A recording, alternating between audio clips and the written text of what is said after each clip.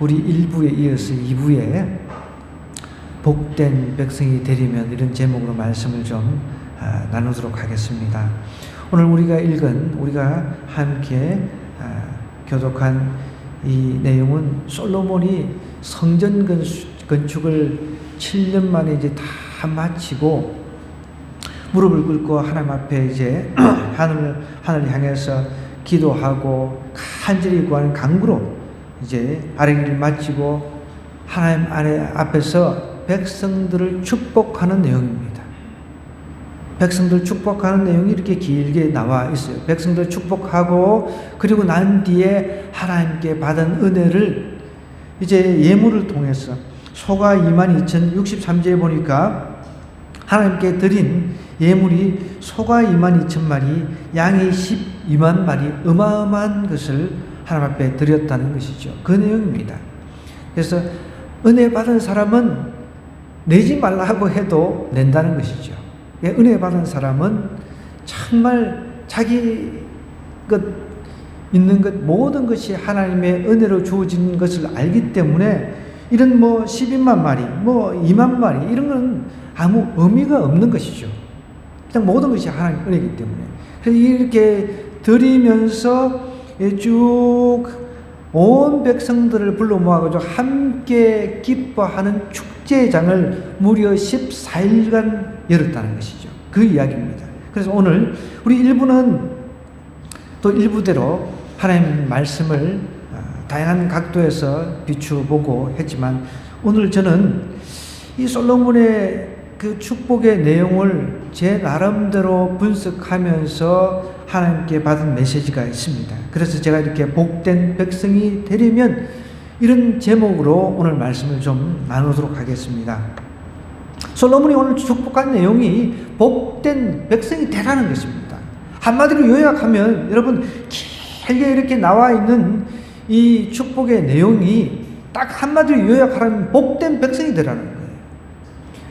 7년에 걸쳐서 성전을 이제 건축을 하고 하나님 앞에 어마어마한 이 예물을 이제 드리면서 이제 남아있는 백성들이 복을 받아야 되지 않겠습니까? 그래서 솔로몬 왕이 이제 돼가지고 왕으로서 백성들 축복을 하는 거예요.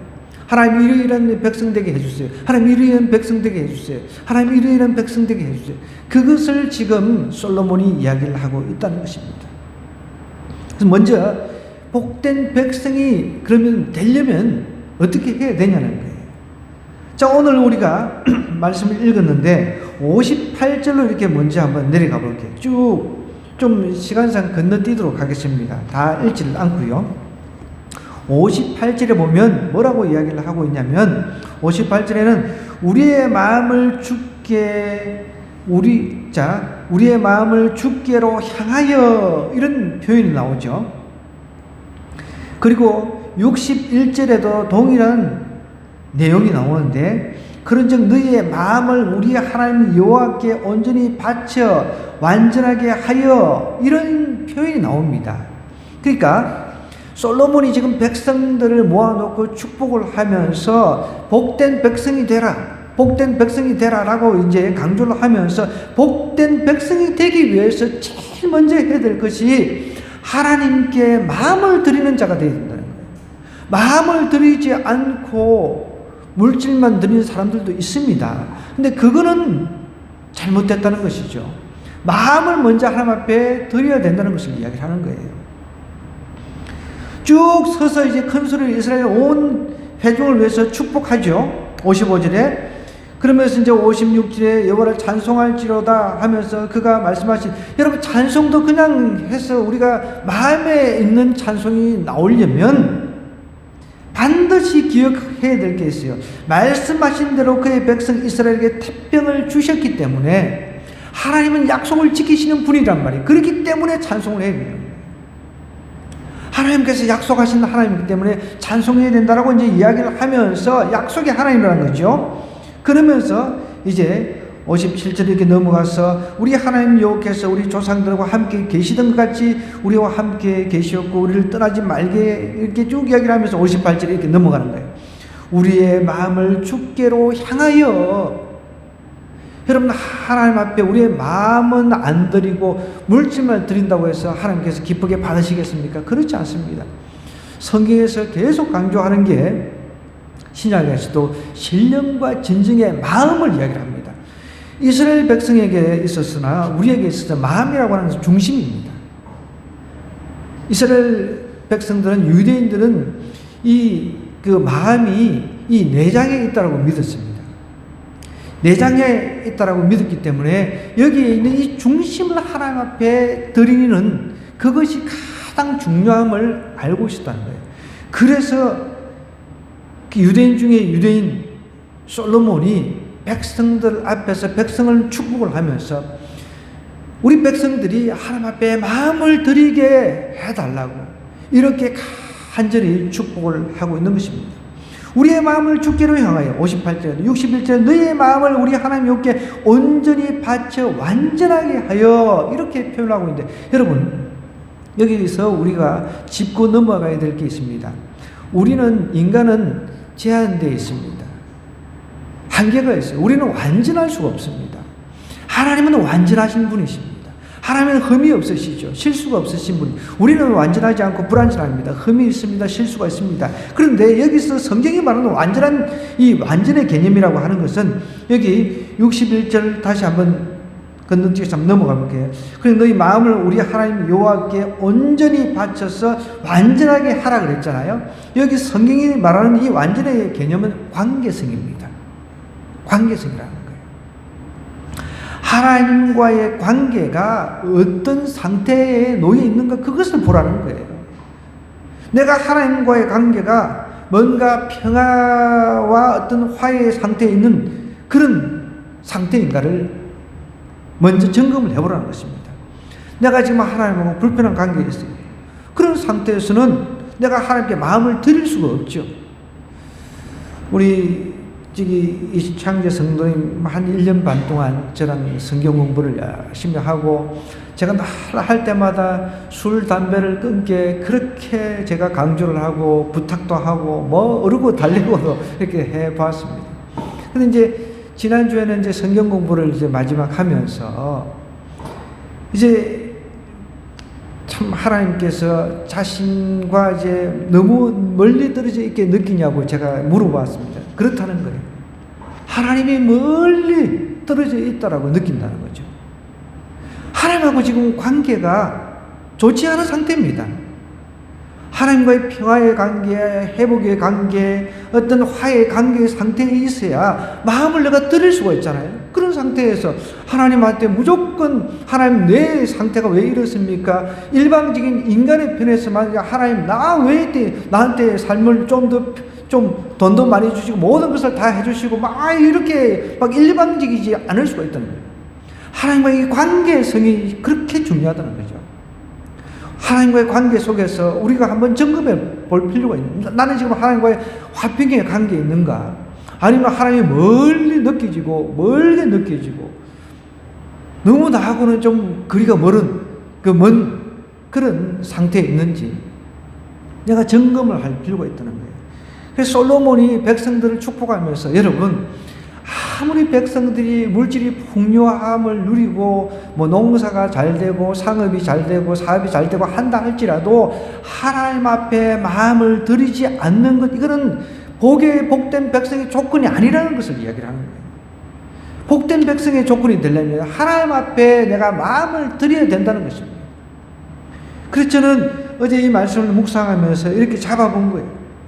솔로몬이 강조하는 것은, 여러분, 솔로몬이 어마어마한 몇십 마리의 양이나 소를 드리고 그게 중요한 게 아니라는 거예요. 하나님 앞에 마음을 드리라는 거죠. 하나님 앞에 마음을 안 드리고, 여러분 생각해 보십시오. 남녀가 연애를 하는데 마음을 안 드리고 내가 너 사랑한다, 그냥 단순히 꼬드기기 위해서, 상대방을 꼬시기 위해서 나 너를 이뻐처럼 사랑한다, 그러면은 그 진심이 물론 통하겠습니까? 통하지 않고 물론 몰라가지고 썩히는 경우가 많죠. 그래서 페이스북에 보이스 캠 같은 이런 피싱 비슷한 건데, 인터넷으로 이제 나하고 결혼하자, 난 돈이 많으니까 이제 나하고 결혼하면 이렇게 정말 행복하게 너 해줄 수 있다. 그러면서 이제 보이스 그걸로 이렇게 보내는 거예요. 그래 보내가지고 이제 특히 이제 여자들 같은 경우에 꼬임에 빠지는 돈도 많다고 하니까 그러면 나하고 결혼을 하려 그러면 내가 이제 여기 외국에 있는데 그걸로 가야 되니까 비행기 표도 좀 보내주고 돈이 많다고 하는 놈이 그런 식으로 꼬드기는 거예요. 그러니까 뭔가 이게 돈을 찾으려고 하면은 어떤 서류가 필요하고 온갖 거를 다 만들어내가지고 꼬드기니까 그런데 그게 넘어가는 사람이 있다니까요. 결혼해서 하니까. 마음은 안 주고 온갖 감언 이술로 사람들을 속인다는 거죠. 그걸 알기 때문에 가장 중요한 게 하나님 앞에 마음을 드리라는 거예요. 마음을 드린 자가 복된 자라는 거예요. 우리도 마찬가지입니다. 우리 삶 속에서 마음은 하나님 앞에 안 드리면서 나는 하나님 앞에 복된 자다, 하나님 앞에 복받고 살 거야, 이거는 말이 안 된다는 것이죠. 그리고 우리 마음을 늘 점검을 해야 돼요. 내가 하나님과의 지금 평화의 관계가 있는가? 하나님과의 평화의 관계가, 화해의 관계에 있는가? 하나님이 나한테 너무 멀리 느껴지고 내가 하는 거 원하는 걸 하나도 들어주지 아니하시고 이런 생각 가지고 있는 사람은 지금 내가 하나님과의 평화의 관계에 있지 않다는 것이죠. 화해의 관계에 있지 않다는 것이죠. 그래서 성경의 완전의 개념이라고 하는 것은 관계성을 의미한다는 것입니다. 관계성을 강조한다는 것이죠. 그래서 솔로몬이 백성들을 모아놓고 축복하면서 제일 먼저 강조하는 게 하나님께 마음을 드리는 자가 되어야 된다. 그래야 복된 백성이라는 거예요. 하나님이 우리의 주인이면 그 하나님의 나라의 백성된 우리는 제대로 된 백성으로서의 삶을 살기 위해서 그 주인한테 마음을 먼저 드리라는 거예요. 마음을 안 드리고 다른 것만 막 내가 하나님 앞에 물질 드리면서 하나님 내가 염소, 양, 소 이런 걸 몇십만에 드렸으니까 하나님 수십만, 수백만 마리로 응답해 주시옵소서. 이거는 아니라는 거죠. 대다수 우리 믿음의 사람들이 그런 경우가 많습니다. 하나님 내가 이만큼 드렸으니까 하나님 성경에 보니까 30배, 60배, 100배라고 하는데 나는 30배도 말고 그냥 100배 그냥 주세요. 그거는 아니죠. 첫 번째, 솔로몬이 지금 백성들을 모아놓고 축복하면서 강조하는 게 제일 첫 번째 하나님께 마음을 드리는 자가 복된 자라는 거예요. 마음을 드리는 자가 복된 백성이라는 것을 강조하고 있고, 두 번째는 이제 57절에 나와 있는데요. 우리 57절로 한번 다시 올라가 보겠습니다. 57절에 보니까 이렇게 이야기를 하고 있어요. 우리 하나님 여호와께서 우리 조상들과 함께 계시던 것 같이 우리와 함께 계시옵고 우리를 떠나지 마시오며 버리지 마시옵고. 여러분 구약시대 때는 하나님께서 사람들이 죄를 지으면 떠나버렸습니다. 성령께서 떠나버리셨다는 거예요. 성령 하나님께서.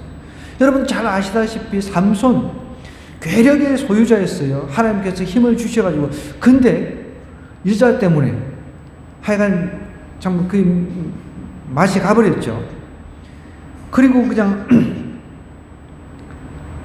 좀 그 영웅이 아주 이상한 사람이 되어버렸잖아요. 그죠? 근데 죄를 짓고 어떻게 했어요? 그랬을 때 성령께서 떠나버렸다 그랬습니다. 물론 신약에서는 물론 학자들마다 차이가 있습니다. 어떤 목사님은 그러시는 거예요. 요즘에도 죄를 지으면 성령이 떠나버린다 이런 표현을 하는데, 분명히 신약에서는 성령이 내주하신다, 영혼이 내주하신다라고 표현을 하고 있거든요. 그러니까 내가 죄를 졌다 해가지고 하나님 떠나버리고 그게 아니라 하나님은 마음아파하시죠. 대신 역사는 하지 않으시죠. 나의 어떤 성취를 이루게 하지 않으신다는 거죠. 그런 차이는 있지만은 분명한 것은 구약시대 때는 죄를 졌으면 하나님께 떠나버렸습니다. 사울왕, 여러분 아시다시피 사울왕 하나님 떠나버렸습니다. 그러니까 하나님께서 떠나버리니까 하나님께 아무리 기도를 해도 응답이 안 되는 거죠. 결국 점치로 가가지고 점쟁이한테 그 죽은 사무엘 영혼을 불러내라고 그런 난리를 쳤단 말이죠. 그래서 오늘 솔로몬 왕이 두 번째로 백성들을 축복하면서 강조하고 있는 것이 뭐냐면 하나님과 동행하는 자가 되라. 하나님과 동행하는 자가 되어야 된다라고 이야기를 하고 있습니다. 57절에 보면 다시 보면 우리 조상들과 함께 계시던 것 같이 우리와 함께 계시옵고 우리를 떠나지 마시오며 우리를 떠나지 말라고 하나님 우리와 함께 계시게 해달라라고 이야기를 하고 있습니다. 여러분 사람은 어떤 이익에 따라서 잘 떠나기도 하고 그래요. 부모도 마찬가지입니다. 최근에 보니까 뉴스에 보니까 애 놓고 2살 때 그냥 떠나버려가지고 그런데 이제 그 아이들이 이제 이미 뭐 40대 50대 돼가지고 다 자라가지고 아마 아들이 배를 타신 것 같아요. 배를 탔는데 이제 뭐 어떻게 사고로 이렇게 죽었는지 하여간 죽었어요. 근데 문제는 사망보험금이 수억이 나왔어요. 근데 그 사망보험금이 이제 법적으로는 그 생모가 이제 받게 돼 있는 거예요. 근데 2살 때 떠난 사람이 자기가 생모라고 이제 와가지고 그 보험금을 다 수령을 한 거예요. 그런데 그게 이제 열받아가지고 이제 그 누나가 그 이제 동생하고 같이 산 누나가 법정 소송을 했는데 졌어요. 계속 개인 1인 시위를 하고 지금 있는데 그러니까 법적으로는 지는 거예요. 아무리 이제 윤리적으로 이런 걸 호소를 해도 안 되는 거예요. 줄 수 없다. 절대로 자기 동생 사망보험금을 2살 때 자기들을 버리고 떠난 이 생모에게는 줄 수 없다라고 아무리 호소를 해도 법적으로는 안 되는 거예요. 법적으로는. 사람은 자신의 그 이익에 따라서 부모도 떠나기도 합니다. 그래서 다른 사람하고 그냥 사는 거예요. 2살 때 떠나가지고 재혼을 해가지고 사는데 아들 죽었다는 그 소식 듣고 만약에 아들이 사망보험금이 10원도 없으면 나타나겠습니까? 사망보험이 2억이 넘어요. 2억이. 그러니까 와가지고 또 그것도 그래요. 나 참 그 기사를 그 뉴스를 듣는데 속이 막 불이 붙더라고요. 그러면은 그 딸 있으니까 내가 미안하다. 내가 오랫동안 니네들 버린 거 정말 미안하다. 이거 네 동생 그 사망보험 매덕된 거 이거 얼마씩 나누자. 너도 힘드니까 이래야 되는데 그걸 홀라당 다 가져갔단 말이에요. 참 사람들은 이별의 아픔이라고 하는 게 있습니다. 그런데 사람 편에서 하나님이 자신을 떠난다고 생각해 보십시오. 이게 얼마나 큰 상처가 되겠습니까? 예수님께서도 이 땅에 인간으로 오셔가지고 우리 죄를 위해서 십자가를 지시고 이제 죽기까지 하나님의 그 말씀에 순종해서 인간의 영혼 구원을 위해서 십자가에서 큰 고통을 당하셨잖아요.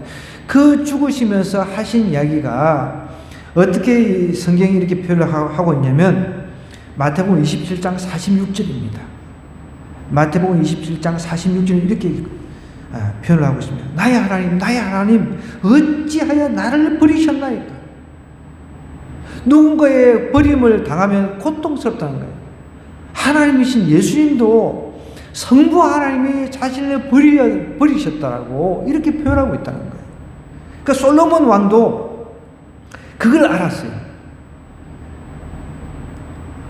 자기 아버지가 범죄해가지고 한때 물론 이제 통회하고 자복해가지고 다시 회복된 것, 그 모든 사건을 어떻게 보면은 이제 다 알고 있었단 말이에요.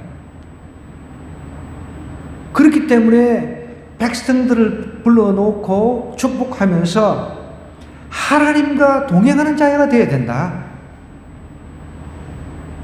세상 만사 다 제껴놓고 가장 중요한 게 하나님과 동행하는 자가 되어야 된다는 것을 강조를 하면서 지금 백성들을 축복하는 거예요. 그러면서 이 백성들에게 하나님이 우리 아버지와 다윗과 같은 그런 상태에서 하나님이 함께 해주셨듯이 이 백성들, 이 많은 백성들에게도 동일하게 하나님 떠나지 마시고 떠나지 마시고 버리지 마시고 함께 해달라고 그렇게 지금 간절히 구하면서 축복을 하고 있는 것입니다.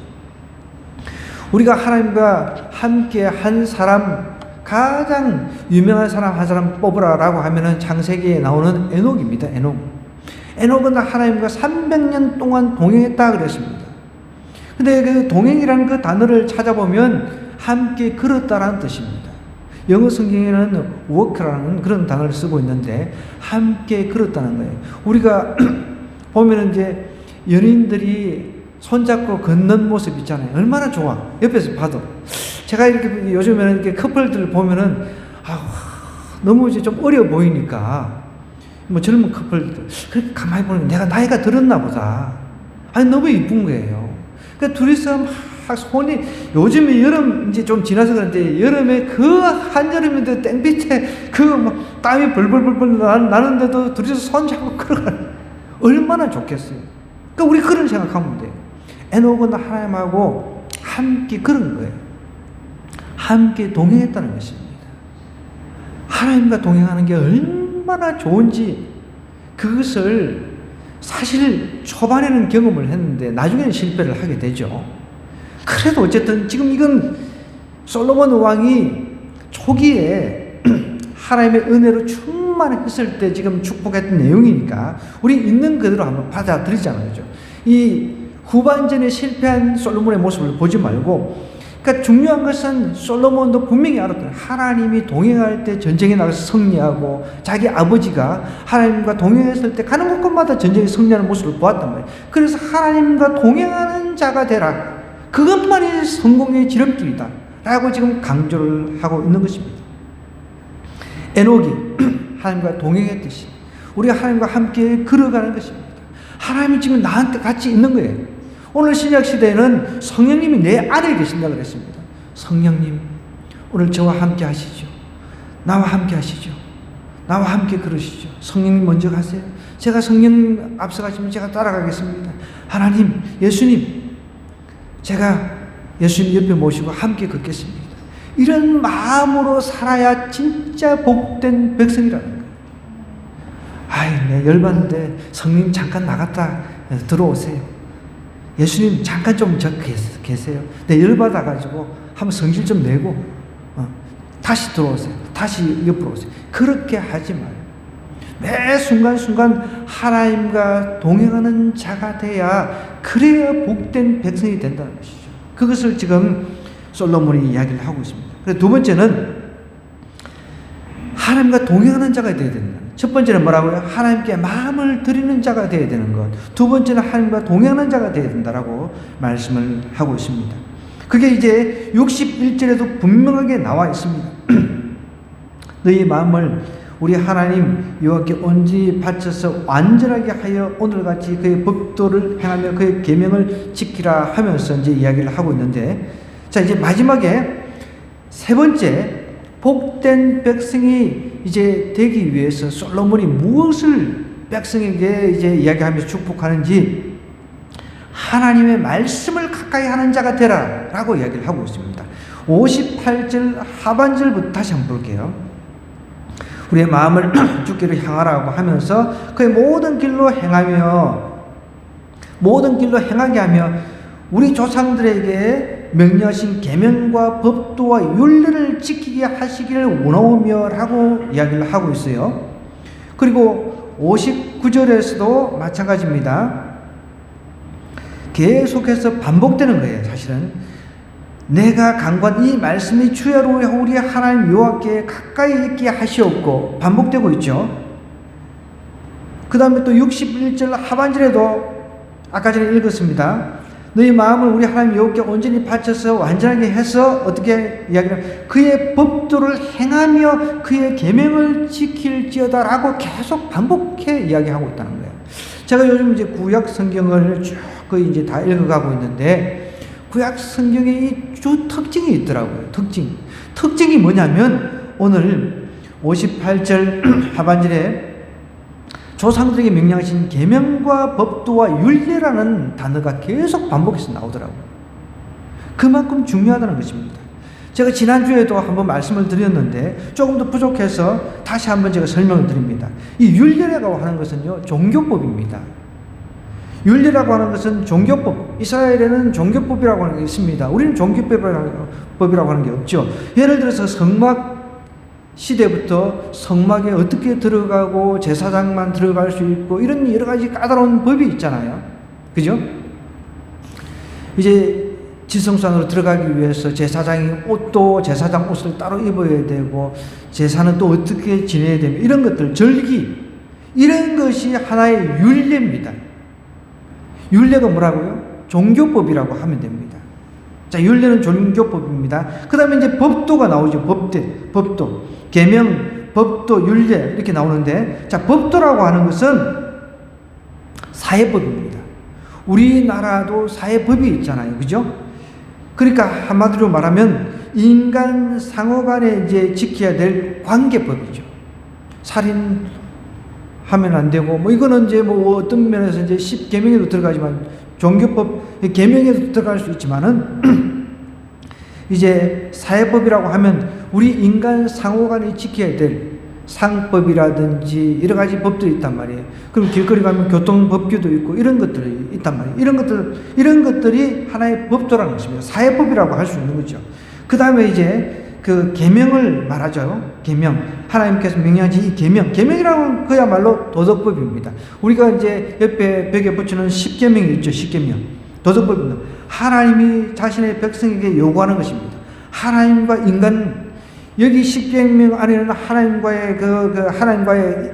인간과 간의 어떤 문제, 그리고 인간과 인간 간의 문제 있죠. 1계명부터 쭉 보면 하나님에 대한 그 법이죠. 그 다음에 뒤에 보면은 도둑질하고 하는 거는 인간끼리 문제죠. 남의 거 훔치면 안 되잖아요. 내가 열심히 일해서 벌었는데 남이 훔쳐. 이건 말이 안 되잖아요. 그죠? 이웃에 대해서 거짓 증거하는 거, 이런 것들. 내 이웃 집 탐하는 거, 이거는 인간끼리 문제죠. 그죠? 간업하는 것도 마찬가지고. 그죠? 근데 살인부터, 여기까지는 이제 뭐 내 부모 공경하는 거, 이런 거는 이제 어떻게 보면은 이제 인간끼리의 문제일 수가 있는데, 하나님과의 관계에 있어서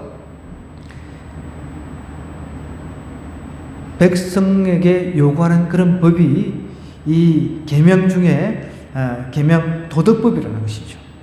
그러니까 다시 정리를 하면은 율법이라고 하는 것은, 율례라고 하는 것은 종교법에 해당되고요. 그러니까 또 법도라고 하는 것은 어떻게 보면 사회법에 해당이 됩니다. 계명, 하나님께서 명령하신 이 계명, 10계명 뿐만 아니라 우리 가장 큰 계명, 하나님 사랑하는 것, 이 율법의 모든 것이 포함되어 있지. 그 다음에 인간 사랑하는 것, 하나님 사랑하고 인간 사랑하고 두 핵입니다. 인간 관계 속에 지켜야 될 이 명령이라는 것이죠.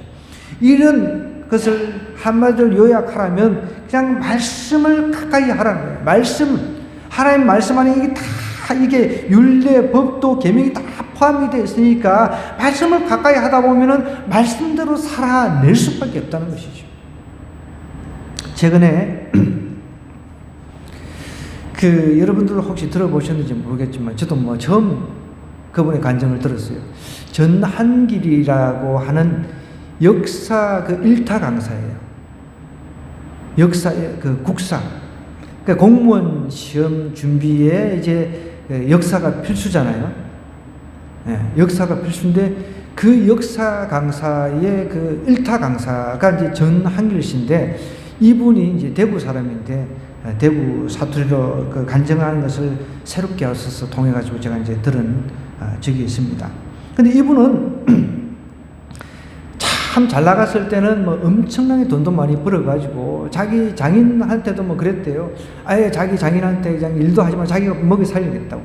그럴 정도. 근데 한순간에 이제 이 역사라든지 이런 과목은 정부 정책에 의해 가지고 강의가 막 들쭉날쭉 하는 거죠. 돈벌이가 막 왕창 잘 될 때도 있고, 만약에 정부 정책이 이제 지금은 잘 모르겠어요. 지금은 이제 역사가 필수인가요? 우리 수능에서 필수인가요? 네, 수능에서 필수로 이제 바뀌었어요. 예전에는 뭐 선택 과목이 있을 때 있었잖아요. 그런 때 이제 막 쫄딱 망해버린 거죠. 인쇄소, 그렇게 출판사도 이렇게 같이 겸해서 했는데, 그게 책도 안 팔리니까 쫄딱 망해가지고 무려 25억을 빚을 진 거예요. 나중에 이제, 이게 빚이 이제 자꾸 늘어날 것 아닙니까? 그러니까 이자하고 해가지고 한 50억을 갚았다고 그래요. 50억 정도 되는 돈을. 근데 이분 이제 간증을 쭉 들어보니까, 그래도 아내를 잘 만나가, 아내가 이제 기독교인이었대요. 그래서 그때부터 이제 아내에 따라 이제 교회를 이제 다니면서, 자기 집안은 이제 가톨릭 집안인데 집에 이야기는 안 하고 몰래 5년 이후로 다니다가 이제 자기 부모님한테 다 이야기를 했더라고요. 어쨌든 이제 예수님 믿고 이분은 참 회복이 된 거죠. 예수님 믿고 모든 것이 다 회복이 된 거예요. 하나님께서 물질도 다 걷어가셨지만 다시금 하나님께 기적적으로 다시금 이제 공무원 시험에 이제 역사가 필수가 되면서 막 사람들이 또 막 엄청나게 모인 거죠. 근데 이분의 간증의 이제 특징을 보니까, 다른 거는 제가 우리가 망했다가 회복되고 이런 사람들은 많이 있으니까 다른 건 몰라도, 강의를 할 때 항상 아침에 목욕 재개를 하고 그리고 성경을 읽는데, 목욕 재개하고 또 성경 읽는 사람들이 또 좀 특이하잖아요. 그래서 그 마음이 얼마나 중요합니까? 하나님 앞에 내가 이 말씀, 하나님께서 주신 이 말씀을 읽을 때 목욕하고 몸을 정결하게 하고 그렇게 읽는다. 관정에 그게 굉장히 좀 독특하더라고요. 그러니까 항상 강의하기 전에 목욕 재개하고 그렇게 성경을 읽으니까 하나님께서 지혜를 주셔가지고 강의한 그 중간중간에 자기가 하나님 이야기는 안 하지만 성경을 가지고 이제 거기서 이제 그 성경 구절을 가지고 살짝 바꿔가지고 학생들한테 자꾸 가르치는 거예요. 학생들에게 또 충고도 하고 성경 구절을 가지고, 좋은 구절이 많잖아요. 그 구절을 살짝 이제 바꿔가지고 모르게 학생들이 모르게 그렇게 이제 그 강의 속에 성경을 녹아내는 거예요. 대단하더라고요. 여러분, 오늘 솔로몬이 하나님 앞에서 백성들을 축복하면서 강조하는 게 하나님의 말씀을 가까이 하는 자가 되라는 거예요. 여러분, 하나님은 말씀을 통해서 우리에게 많은 지혜를 가르쳐 주시기를 원하십니다. 말씀을 통해서. 그래서 제가 그 3개월 과정의 왕의 재정 훈련을 이제 봤는데, 거기서도 강조하는 게 3개월의 일독을 하는 걸 원해요. 3개월의 일독. 3개월의 일독 하신 분 손 한번 들어보세요. 아무도 없으시죠? 1년의 일독도 안 하시니까. 어떤 분들은 평생 가도 일독을 못 하시는 분이 있잖아요. 3개월 일독, 그게 됩니다. 그러면 하루에 기본적으로 한 10장, 10석장, 아예 시편하고 잠언은 따로 떼어서 읽습니다. 잠언은 무조건 31장 되어 있으니까 매일매일 한 장씩 읽는 거예요. 1일이면 1일, 오늘 한 장 읽는 거예요. 2일이면 2장째. 그런 식으로 계속 읽다면, 잠언은 한 몇 번, 한 서너 번 돌아가죠. 계속. 한 서너 장을 이렇게 읽다 보면은 3개월이 일독이 됩니다. 충분히 됩니다. 그렇게 성경을 읽어 제키니까 하나님께서 지혜를 팍팍팍 주시는 거예요. USB를 저기 하늘에서 그냥 오는 걸로 꼽아가지고 그냥 머릿속에 그냥 바로 집어넣는 거예요. 그러니까 공부하는 학생에게는 지혜가 팍팍팍 쏟아나고, 그리고 또 강의하는 그런 강사들 같이 이렇게 막 성경을 읽고 목욕 재개하고 하는 사람한테는 막 강의하는데 막 놀라운 그런 지혜가 생겨가지고 막, 그런데도 너무 이제 이 전한길 씨 이야기 들어보면은 인기가 너무 많아가, 우리가 볼 때는 이제 욕 같은데 본인이 생각할 때는 경상도 사투리기 때문에 욕이 아니라는 거죠. 그런데도 도전을 받아가지고 진짜 많은 역사가 일어나는 거죠. 여러분, 우리가 구약 시대에 솔로몬보다 더 나은 사실 위치에 있습니다. 솔로몬은 신약이 없었습니다. 그때 당시. 오늘 우리는 66권, 완성된 66권을 다 가지고 있단 말이에요. 이 완성된 66권을 통해서 하나님께서 우리에게 말씀하시고자 하는 게 뭐냐면, 예수님께서 창세 전에 계시던 분이 말씀으로 오셨다는 거예요. 말씀이 육신이 되어 오셨다는 거예요. 그 우리 안에 지금 있다는 거예요. 이 말씀과 내가 함께 하면 무엇이든 못하겠습니까? 오늘 우리가 말씀을 대하는 태도가 좀 달라져야 합니다. 하나님의 법도를 행하며 그의 계명을 지킬지어다라고 이야기를 하고 있잖아요. 하나님께 마음을 드리고 하나님과 동행하고 하나님의 말씀을 가까이 하는 사람, 하나님의 말씀을 가까이 할 때 하나님은요, 그것을 통해서 역사를 하신다는 거예요. 성취를 하게 해주신다는 거예요. 우리 삶 속에 어떤 그 기도 제목들이 있고 성취하고자 하는 거 있잖아요. 그런데 보십시오. 율례 법도 이 계명을 안 지키는데 하나님께서 그래 너 이것도 안 지키니까 내가 네 하는 거 다 이루어주게 해줄게 이런 분이 아니잖아요. 하나님 보류입니다. 보류를 하십니다. 지킬 때까지 하나님께서 그 말씀 계명과 율례와 법도를 지킬 때까지 하나님께서 복을 주시고자 하는 것을 보류를 하신다는 거예요. 하나님의 계명, 법도, 율례를 통해서 말씀을 통해서 요약하면 말씀을 통해서 우리가 복을 누린다는 것을 솔로몬이 누구보다 잘 알았습니다. 구약 시대에는 우리보다 더 이 구약 제한된 구약 안에서 말씀을 지키고자 하는 거룩한 그런 열의가 있었습니다. 그걸 통해서 분명히 하나님 말씀을 안 지키면 나에게 복이 없다. 하나님의 말씀을 지킬 때 복이 임한다는 것을 분명하게 알았기 때문에 이렇게 계명, 법도, 율례 이것을 강조하면서 내 마음을 하나님 앞에 온전하게 드려라. 말씀을 가까이 해야 된다라고 강조를 하고 있는 것입니다. 여러분, 우리가 이왕 하나님 자녀로 복된 삶을 살려고 한다면 오늘 솔로몬이 백성들을 모아놓고 축복한 이 말씀대로 한번 살아보면 어떨까요?